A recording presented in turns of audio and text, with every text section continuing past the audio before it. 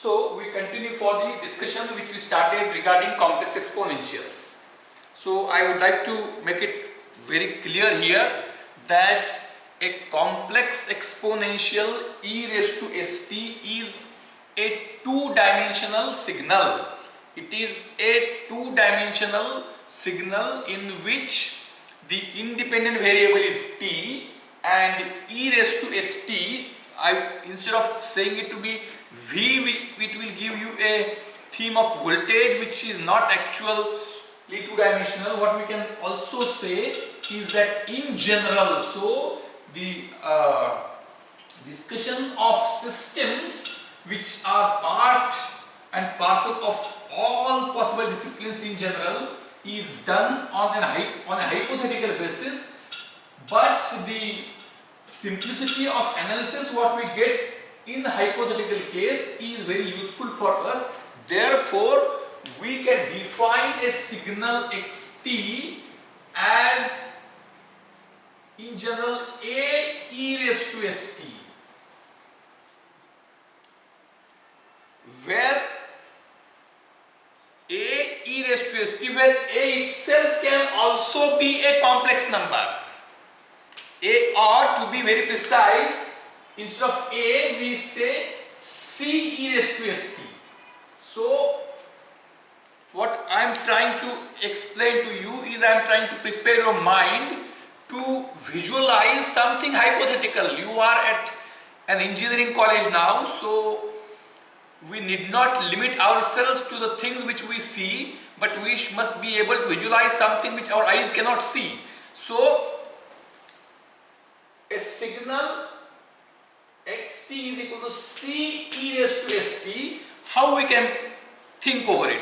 Where c itself can be a, whenever now it is said that a number, we prepare our mind to think of a two-dimensional number. But a number means a position in a plane which is having x and y coordinates, or real and imaginary number. So always whenever a number is given c, we should be able to look it as a plus jb. A number c, a complex number c is considered to be summation of a plus jb, where both a and b are signed numbers, or when we say real numbers they include plus and minus. That is also important. So by what is a number? Before this discussion began, our concept of a number was something like mass 5 kg of wheat, 3 meters of cloth. So it was one number, one dimensional thing. But now we go for two-dimensional thing, So in general, unless otherwise specified, everywhere we must consider a number means a position in a plane. So c is a plus jb. So if it is so, in the end, when we say it is two-dimensional, one dimensional any time you can consider with other dimension to be equal to 0. If we build up our understanding for one dimension, then expanding it for two dimension becomes a problem. But if we start with two-dimensional discussion, then one dimensional is always a special case of two-dimensional entity with other dimension 0. So position in a plane, when I consider position on the x-axis, is very obvious if y coordinate is 0. So a signal xt, it need not be a voltage signal right now. In general, it's a signal. So xt, when I talk about xt is equal to c e raised to st. What does it mean? So s is a complex number. S is a complex number. It is having sigma plus j omega. C is also a complex number which is a plus jb. So in general I can say as it is a plus jb. Right now I could have also started with considering this as a real number, but I want it to start at the beginning so that nothing remains away from your imagination. A plus jb e raised to sigma plus j omega into t. So what kind of signal this is? What kind of signal this is? Where t starting from 0, even actually now a negative of time is an imagination. But let us start from 0, let us see what happens. At t equals what will happen? At t equal to 0, this is 1, entire is 1. So what will be xt?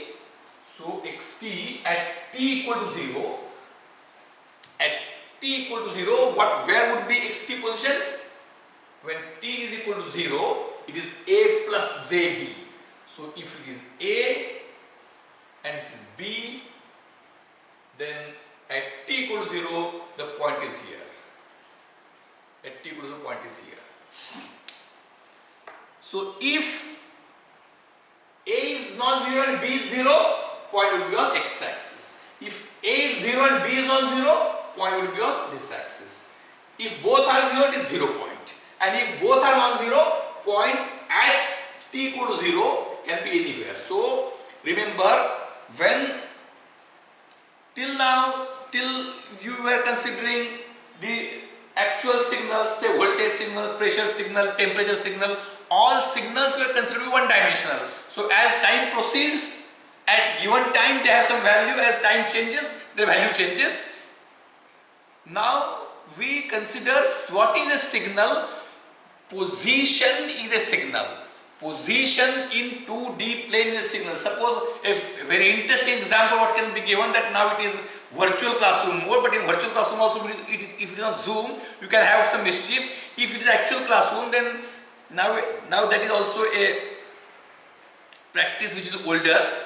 You had laser gun pointers in keychains like that. So what you can do in the classroom, a student can play mischief and put the laser point on the screen. So what is a signal? A signal is hypothetical. It need not be voltage, it need not be current, it need not be temperature, it need not be pressure. It is a point on the board. If this is a plane, this is origin, and you are playing mischief, you are here, so a dot will appear. And you want to play mischief, so you will change your hand, the dot will move on the screen. So what is signal? A moving position of the laser point dot on the screen is a signal. It is hypothetical. That can act as input to something, and based on that it can generate some other signal. So what you should orient yourselves to consider that signal means two-dimensional signal. Signal means position in a plane. Signal means position in a plane. So now this is a real-time signal. So at every t, xt will be a point in 2D plane. So what is signal? A position in 2D plane. Xt will have some value. Value means what? It will occupy some point in the plane, and as t changes, it will change. So now, if omega is 0, and sigma is negative, if omega is 0 and sigma is also 0, what will happen? If both are 0, even if t is changing, this will be remaining 1, so it will be stationary signal. Listen very carefully. Sigma 0, omega 0. Xt is stationary, it doesn't move. It is just like a train parked in a station. Train doesn't move. Stationary signal. Now, if omega 0, sigma negative, what will happen? If omega 0, sigma negative. If omega 0, sigma negative, now this is at t equals to, it is here. As sigma is negative and t increases, e raised to minus sigma t will be at t equal to 0, e raised to minus sigma t is 1, and as t increases, e raised to minus sigma t will reduce from 1. So this it is a plus jb into something less than 1. So it will start, so the point will move from its initial position to 0. It will never achieve that 0. Why? Because each time it is origin. So each time it travels distance which is proportionate to remaining distance. So it asymptotically reaches, it will never reach zero. So e raised to sigma t is a e raised to sigma t, where sigma is negative, is a decaying signal. The initial position will come towards origin slowly in an exponential manner. It will never reach the origin. So it is decaying. If omega is 0, sigma is positive, what will happen? As sigma is positive, as t increases, e raised to sigma t will be more than 1, so it will expand, increasing signal.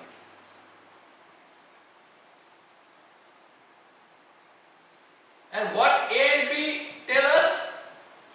A and B. If A is 0, B is 0, 0 signal. If A is 0, if B is 0, if B is 0, A is positive or negative. If B is 0, A is non-zero, we can say. In that case, it would be signal on x-axis. So at t equal to 0, A plus JB tell initial position here. If both are 0, 0 signal. If A is non-zero, B is 0, it will be somewhere here. So on the axis. And if B is non-zero, A is 0 on the y-axis. So A plus JB is the value of xt at t equal to 0. It is initial position. As t increases, what is xt? Xt is c e raised to sigma t, where c is A plus JB. Now, sorry, c e raised to st, where s is equal to sigma plus j omega. Now, when sigma is 0, omega is 0, it is stationary. Omega 0, sigma negative, decaying. Omega 0, sigma positive, increasing. Now, sigma 0, omega positive. Sigma 0 means what? So this, when I expand, it is e raised to sigma t into e raised to j omega t. What is e raised to j omega t? E raised to j omega t is rotating point. E raised to j omega t is rotating point. If sigma is 0, this will be 1. So this will be initial position, and e raised to j omega t. E raised to j omega t is a rotating point on unit circle.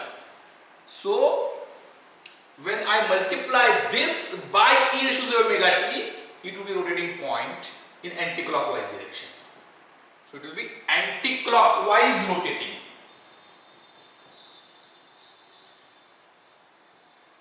If sigma is 0, omega is negative, it is clockwise rotating. If sigma is positive, omega is positive, it would be increasing rotating helix. It would be increasing rotating anti-clockwise. It will be increasing rotating anti-clockwise. If sigma is negative, omega is positive, decaying, rotating clockwise. Sorry, anti-clockwise. Positive. So initial position, sigma negative, omega positive, coming towards origin, will never reach origin. Sigma positive, omega positive, ever expanding helix. So e raised to st will give you all possible options for sigma and omega, whether 0, negative or positive. So there will be 6 combinations. For 0, 0, negative, positive. For positive, all 3. So 9 combinations, and you will be getting the. So what would be xt? Xt will be a signal which will move in an appropriate manner depending upon c, that is A plus j omega, and s. So c, which is a complex number, and S which also complex. Both of these complex is two-dimensional. Both of these complex numbers will define what will be type of xt. So what is the most important thing here is that whenever, why it is special? It is special because remember this is xt. Voltage can't be such signal. Voltage is one-dimensional. So we cannot have complex exponential voltage in reality. However, it is possible that if we take complex conjugates, in that case when complex conjugates add, they add to a real number.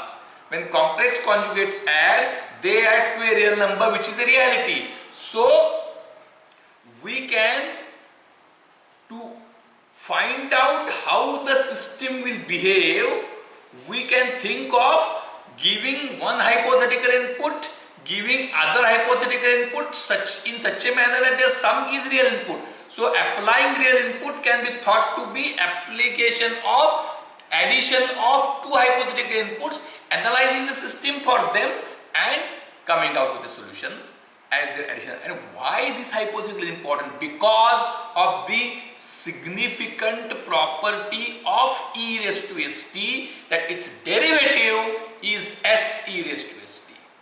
Therefore, when the signal is of the type c e raised to st, when the signal is of the type c e raised to st, in that case, what is x dash t or d by dt of xt? D by dt of xt is c s e raised to st. I will just write it as s c e raised to st, that is equal to s xt. So d by dt of xt is s into xt. So we analyze the entire systems for a hypothetical complex exponential signal, and the analysis will tell us what is the nature of the system. And it is very easy because the derivative or integration is scaling. Therefore, even though it is entirely hypothetical, I would like you to think over it at a broader angle, and once you get this thinking habit, it is useful in second semester for signal system and again also for control systems. It's a very broad theme. See, it is not so easy at the first semester in the second year. The theme is complex if we have to understand. Otherwise, you can just mug up and pass. That is not the objective. So, any system which consists of those elements which exhibit differential relationship. For a resistive circuit, such discussion was never required because resistor is, we do not have a differential relationship between V and I. So in electrical engineering, the themes are voltage, charge and rate of flow of charge as current. So the relationship between voltage and current is linear for resistor, differential in one way for capacitor and differential in other way for the inductor, because capacitor stores electrical energy in the form of electric field, inductor stores electric energy in the form of magnetic field, and in that process of storage, when we say storage, it is something like in a way integration, because something previous comes into picture, and when something previous comes into picture, it becomes a first order system. So that's what I am trying my level best to explain to you, that whenever we are having R and C, L and C in circuit, we cannot think in a plain way. We cannot establish input-output relationship, because when we apply some signal, when differentials are there, we get a differential equation, and when we get a differential equation, direct relationship between input and output cannot be formed, cannot be expressed in a equation manner. Just like for resistor, you can always express VOT in terms of VIT. Like that, you cannot express VOT in terms of VIT for a circuit which consists of L and C unless you have restriction on the input type. If you have restriction on the input type, you can express, or if there is no restriction on input type, then it becomes a convolutional relationship, which we will address at a later stage. Right now, we will think for a special class of inputs for which differentiation being scaling, it makes the things very simple, and I will now explain the concept of, in first year or somewhere else you might have also read somewhere, or you will read later on. This is actually Laplace domain. I am differing because right now I don't find its need, but now I am explaining you in the first year or maybe in the 11th, 12th itself, you have seen capacitive reactance as 1 upon j omega c. Now I will make it more broader. Say everything is hypothetical. I am again repeating, everything is hypothetical. Voltage can't be two-dimensional, but for the time being, if we say it is two-dimensional, what happens? Because when I actually apply something hypothetical, something real, which is summation of two hypotheticals. I analyze for each hypothetical and I get the answer for real. So let us say now a very simple one. Just what we say is, see, anyway you are very much used to it. When nothing is understood, still you go on learning, like that you assume this one. So if I apply a voltage as Vt, let us say for time being, it can't be there, but let us say Vt is equal to capital V in Vst, I can say is capital Vs. I think S we don't use because there is a jumbling.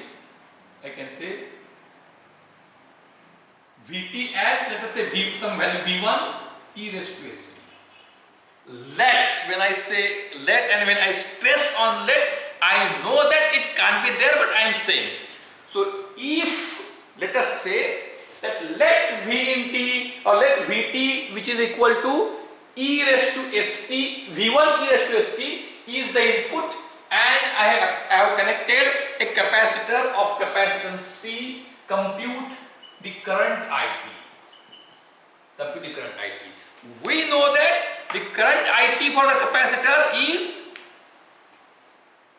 C dV by dVt by dVct by dt. ICT is equal to C dV by dt. Here C is C given. Vt is V1 d by dt, to be very precise, d by dt of V1 e raised to st. V1 comes out C V1 S e raised to st. I rearrange as S C V1 e raised to st, which is equal to SC Vt. It is equal to, here I see this same as it because it is series circuit, only circuit. It is equal to SC into Vt. So if I obtain ratio of Vt upon It, it is 1 upon SC. So this is impedance of capacitor. To be very precise, impedance of capacitor is 1 upon SC, where what I get is, because e raised to st or V1 something into some constant into e raised to st is a special class of signal for which derivative is scaling, and as derivative is scaling, for resistor what we have got? For resistor, you have got a linear relationship between V and I. So directly you can get a ratio of Vt upon It or as R. But for capacitor, there is no linear relationship between V and I. So directly concept of ratio of V upon I is not universal for capacitor, but if the input is of the type e raised to st, means in general V1 something into e raised to st, in that case current will also be some other thing into e raised to st. Voltage is something into e raised to st, current is some other thing into e raised to st. So voltage upon current, Vt upon It would be something upon some other thing, and e raised to st getting cancelled. So that would be 1 upon Sc. Would be 1 upon Sc. So then when S is sigma plus j omega, you have various options, various classes of the signal xt or Vt depending upon sigma and omega. St is sigma plus j omega. S is sigma plus j omega. So this one. Now similarly for inductor what will happen? Similarly for inductor, if we apply this, then what is relationship between inductance is L? What is relationship between V and I? For inductor,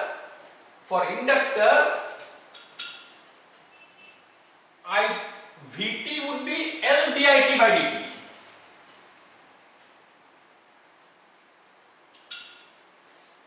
So Vt would be L dit by dt. So in general you can take dt on the other side. So and integrate. So It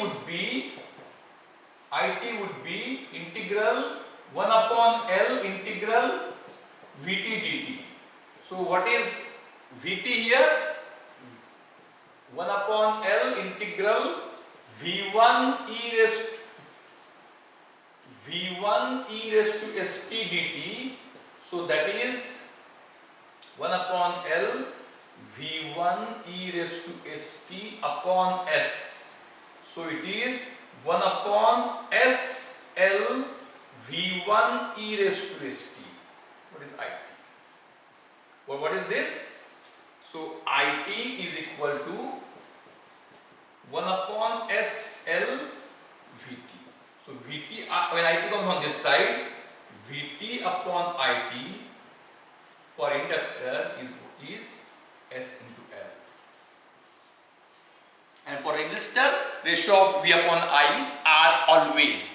So when input is of the type e raised to st, what is impedance of resistance? R. What is impedance of inductor? SL. What is impedance of capacitor? 1 upon SC. And once you know this, any circuit you can find out by using all possible potential divider arrangements. Means in general what you will get, it's very simple now. You can connect any resistances, any capacitances I will show you, and that will give us output as something into input. So we will start with various things. Let us say we start with simple thing always, that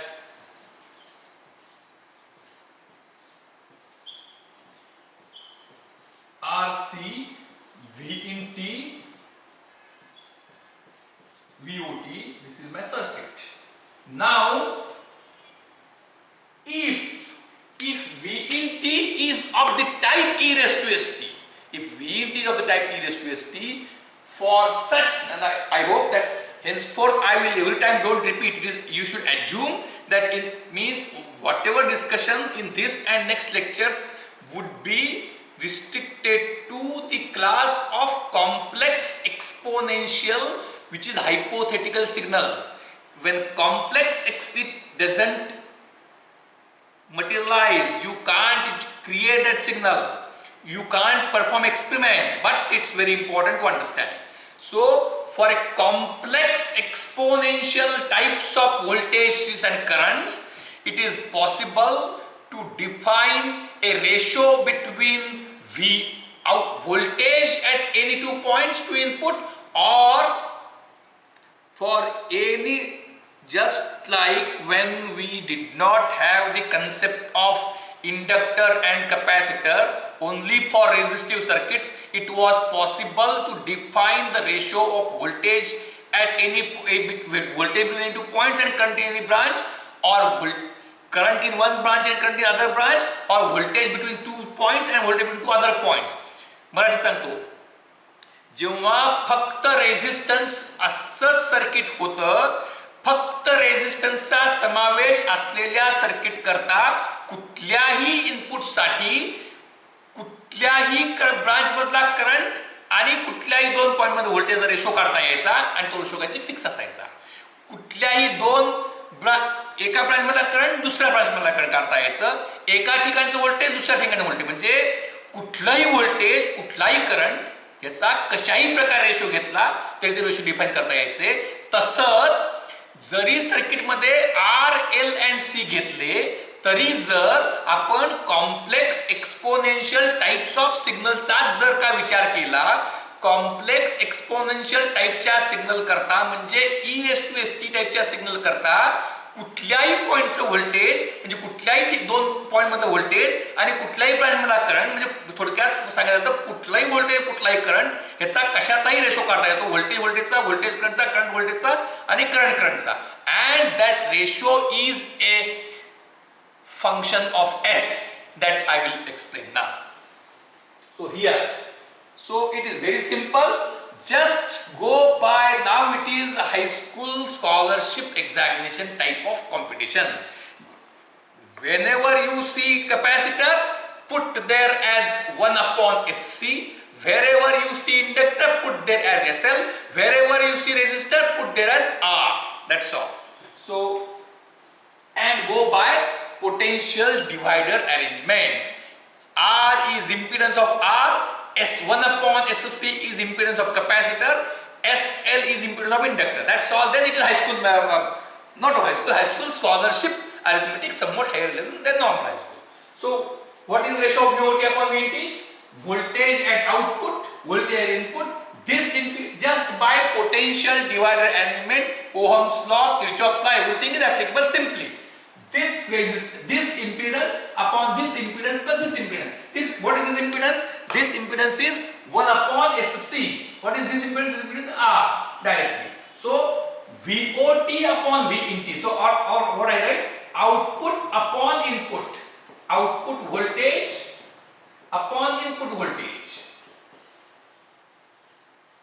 is 1 upon SC upon 1 upon SC plus R, multiplying numerator and denominator by SC, it is 1 upon 1 plus RCS.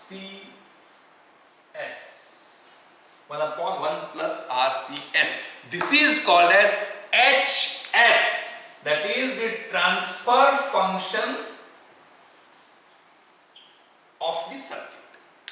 What is transfer function? Transfer function tells us if I apply input, what transfer function tells us? Transfer function tells us a ratio which will transform a complex exponential input into output. म्हणजे complex exponential टाइपच्या input करता output भागिले input ह्याचा ratio काय असेल, that is the transfer function. And we now will compute various, we will take various examples and compute transfer functions. I hope that it is high school scholarship level examination. I am just giving some examples. After giving some examples, you will understand how to find out the answers also for any other given circuit. Now,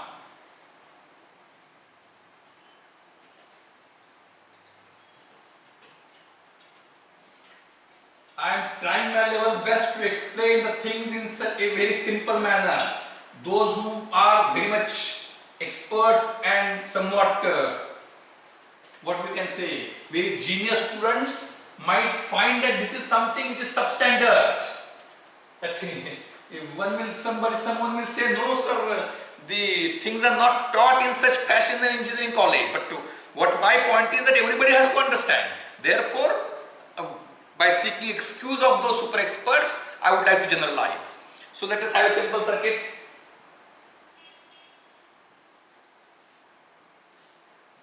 1 ohm, 1 ohm. And it is assumed that this is input, is output. So what is transfer function? 1 upon 1 plus 1, that is half. Is half. The next circuit.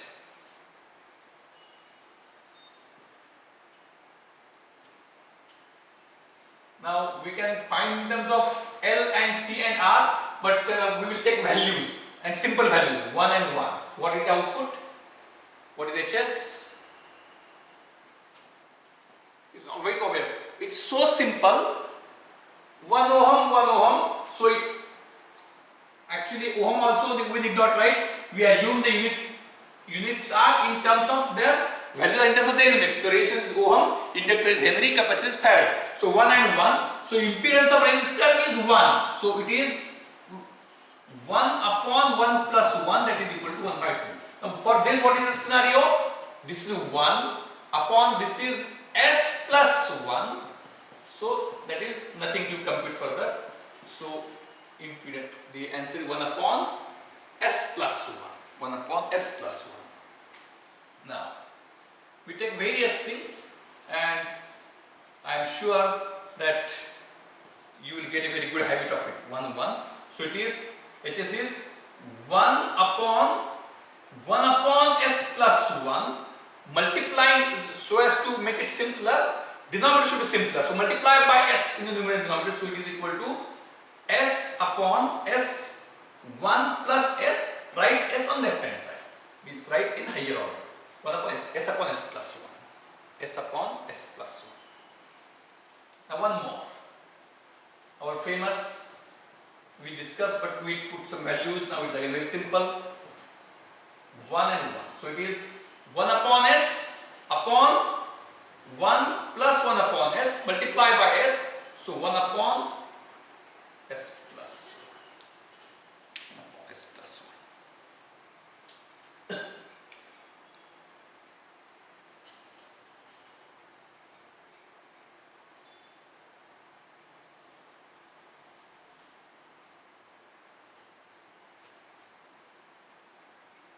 This is something which is very typical now. This one and this one. Those who want to compute on their own should put a pause button, compute, and then check for the answer. Now for the values we take 1 and 1 right now. Not necessarily always, but right now we are taking. So those who want to compute on their own should put a pause, calculate, and can verify. So what is the answer now? It is 1 upon S upon S plus 1 upon S. This upon this plus this. 1 upon S upon this plus this. S plus 1 upon S. Multiplying numerator and denominator by S, it is 1 upon S square plus 1. Very typical one. We will deal it separately later on. So now this, it is S upon 1 upon S plus S. So multiplying numerator by S, it is S square upon S square plus 1. S square plus 1. What does it mean? What we can say significance of this? All these discussions will come, but at least in today's and tomorrow's lecture we must be able to compute it like the expertise which you have got in high school scholarship. You should be smart enough in computation. Its meaning after some time will be automatically known. Then next now.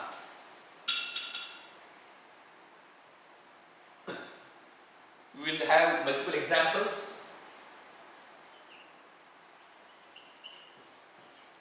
and you should become super experts. Now we take for known values. We will avoid in terms of Rn because that unnecessarily becomes a huge computation. So we take values and based on that we compute, and later on we can generalize any time. So again we take simple 1 1 1. So what is the scenario now? Those who want I need not tell each time. Whenever I address a problem and I am going to solve, you can put a pause, try to solve and verify. So what will happen now here in this case? Again very simple, nothing great here. That is 1 upon S upon 1 upon S upon this plus this plus this plus this. While writing, just I add 1 upon S upon this, to just writing in order. S plus 1 plus 1 upon S plus 1 plus 1 upon. I think it is very, I did not take much time because it is very simple. 1 up this impedance upon this plus this plus this, but while writing I write this plus this next and this. So 1 upon S upon this S plus 1 plus 1 upon S, multiply numerator denominator by S, we get 1 upon S square plus S plus 1. 1 upon S square plus S plus 1.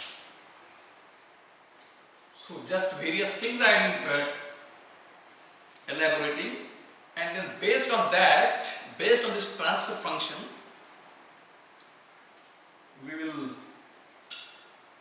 I will explain you what is its impact. What is transfer function now? If a question is asked, transfer function is nothing but, again listen very carefully, for the components like inductor and capacitor which provide a differential relationship between voltage and current, if we restrict ourselves to a complex exponential class of inputs, then differential is scaling, and in that scenario it is possible for us to express output as some constant or some expression into input.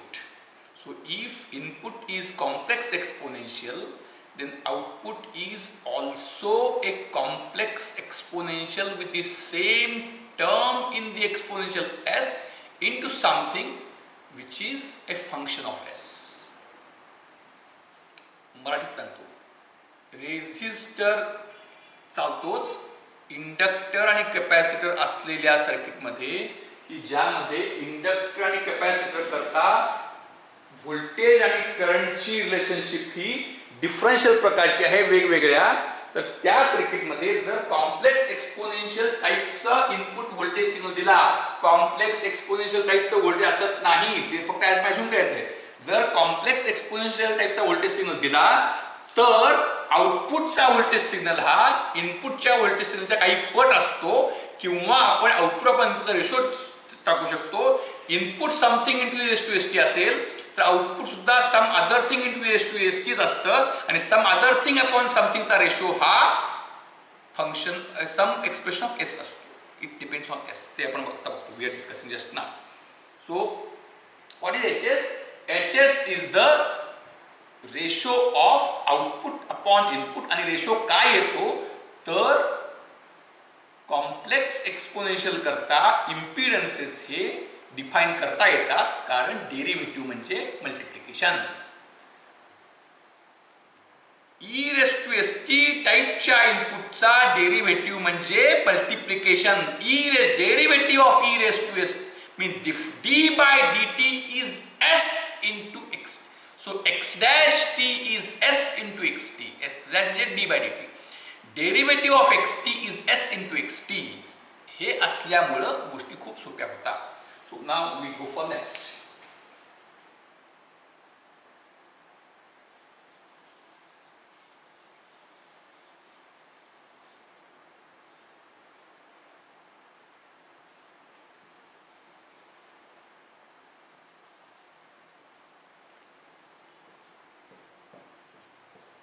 So it's somewhat further. So it is this upon this plus this. So while expressing this, I will express as 1 plus 1 upon s upon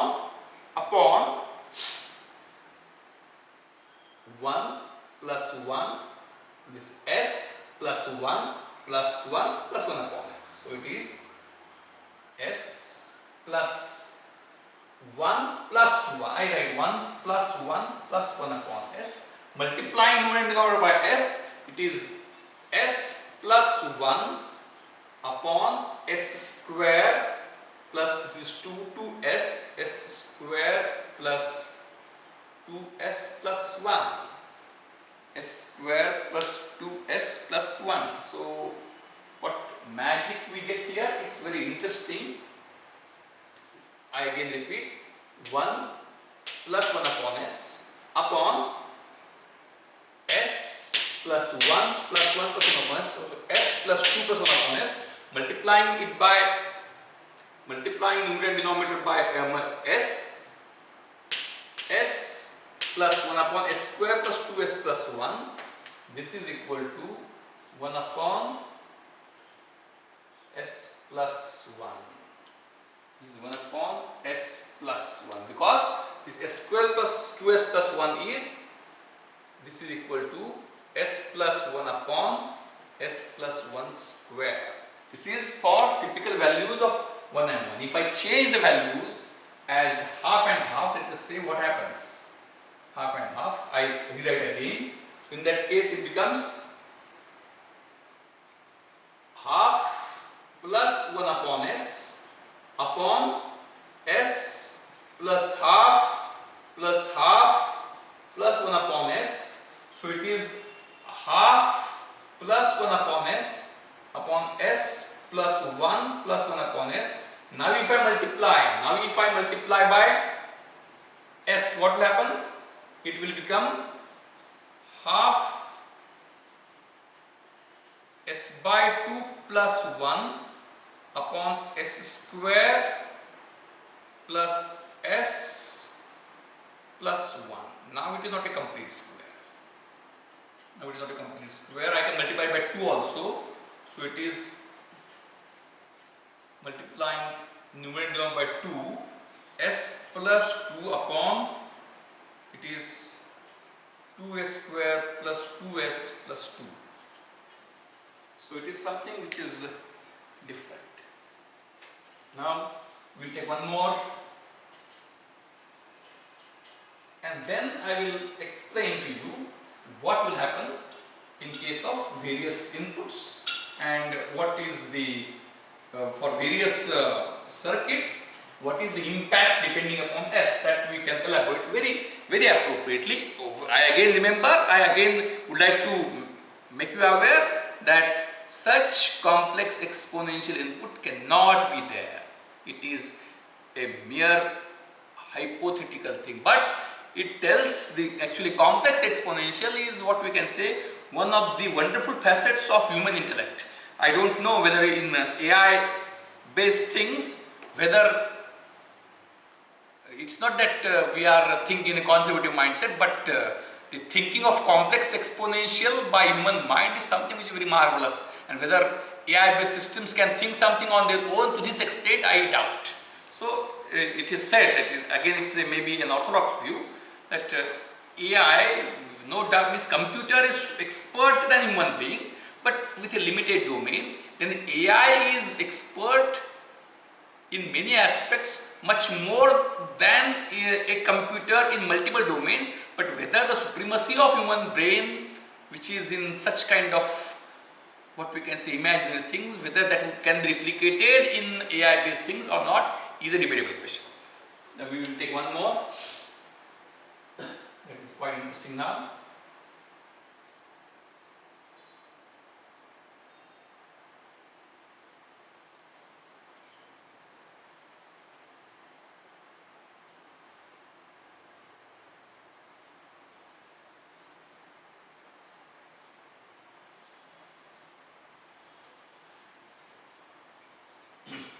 In fact, actually it is so interesting that you should be habituated to draw a circuit and find its transfer function. So what this would be now? So here you compute its parallel impedance. What is parallel impedance? So impedance of this is S 1 upon S, S 1 upon S. So I will translate this circuit again.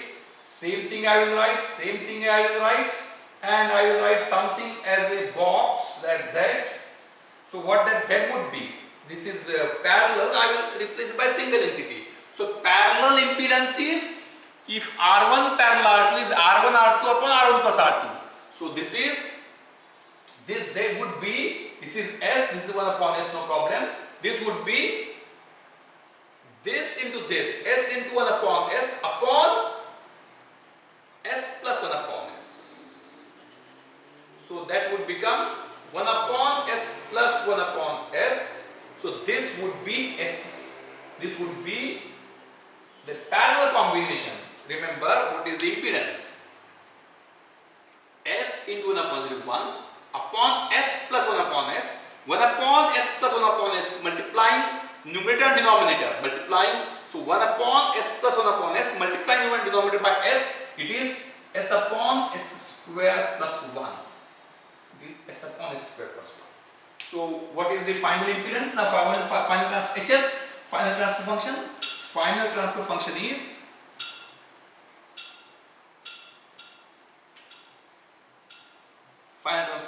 this upon this plus this plus this. So I write again S upon S square plus 1 upon this I write first. S upon S square plus 1 plus S, oh no, I think I should write, anyway it doesn't matter, plus S plus 1 upon S. Now what is the scenario? It is denominator, so multiplying both numerator and denominator by S square plus 1, it becomes S upon this 1 plus S square plus 1 into this. So this is S cube plus S cube plus S, 1 plus S cube plus S, and multiplying this by this plus 1 upon S into S square is S, and 1 into 1 is 1 upon S. 1 upon S. So what is the scenario now? It is S upon, now what has happened? This S plus S, so 2S, so I rewrite again. S upon S cube plus 2S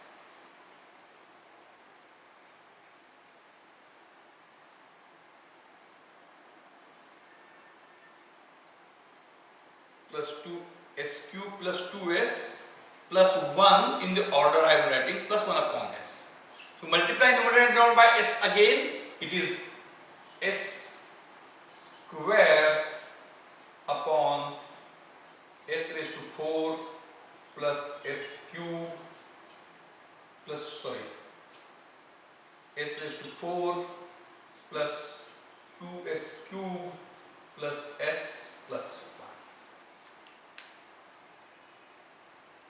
So this is the transfer function.